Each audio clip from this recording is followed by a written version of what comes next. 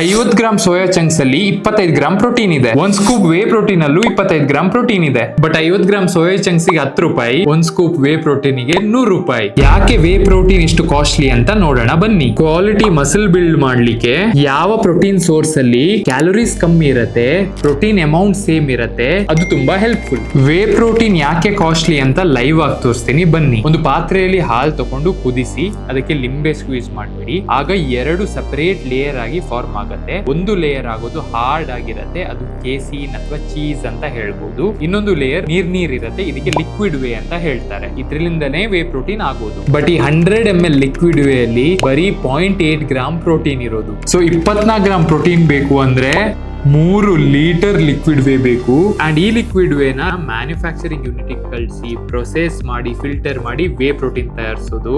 So 3 litre liquid whey ಬೇಕು ಅಂದ್ರೆ ಎಷ್ಟು ಹಾಲ್ ಬೇಕು, ಆ ಲಿಕ್ವಿಡ್ ವೇನ ಪ್ರೊಸೆಸ್ ಮಾಡೋದಕ್ಕೆ ಎಷ್ಟು ಖರ್ಚಾಗಬಹುದು ಯೋಚನೆ ಮಾಡಿ. ಸೊ 1 ಸ್ಕೂಪ್ ವೇ ಪ್ರೋಟೀನ್ ಗೆ ಇಷ್ಟು ಲಿಕ್ವಿಡ್ ವೇ, 2 kg ಪ್ರೋಟೀನ್ ಗೆ 600 ಲೀಟರ್ ಲಿಕ್ವಿಡ್ ವೇ ಬೇಕು. ಈಗ ಅರ್ಥ ಆಯ್ತಾ ಯಾಕೆ ವೇ ಪ್ರೋಟೀನ್ ಕಾಸ್ಟ್ಲಿ ಅಂತ. ಸೊ ಕನ್ಕ್ಲೂಷನ್ ಏನು ಅಂದ್ರೆ, ಮಸಲ್ ಬಿಲ್ಡ್ ಮಾಡ್ಬೇಕು ಅಂದ್ರೆ ನಿಮ್ ಪ್ರೋಟೀನ್ ಇಂಟೇಕ್ ನ ಬೇರೆ ಬೇರೆ ಹೋಲ್ ಫುಡ್ ಇಂದ ಕಂಪ್ಲೀಟ್ ಮಾಡಿ, ಮೇಕಿಂಗ್ ಶೋರ್ ನಿಮ್ ಕ್ಯಾಲೋರೀಸ್ ಆನ್ ಪಾಯಿಂಟ್ ಇದೆ. ಇದ್ರಲ್ಲಿಂದ ಕಂಪ್ಲೀಟ್ ಆಗದಿದ್ರೆ ನೀವು ವೇ ಪ್ರೋಟೀನ್ ತಗೊಳ್ಬಹುದು, ಕಂಪಲ್ಸರಿ ಇಲ್ಲ. ಸ್ನೇಹಿತರೆ, ಇದೇ ತರದ science based health and fitness ವಿಡಿಯೋಸ್ಗೆ ಫಾಲೋ ಮಾಡೋದನ್ನ ಮರಿಬೇಡಿ.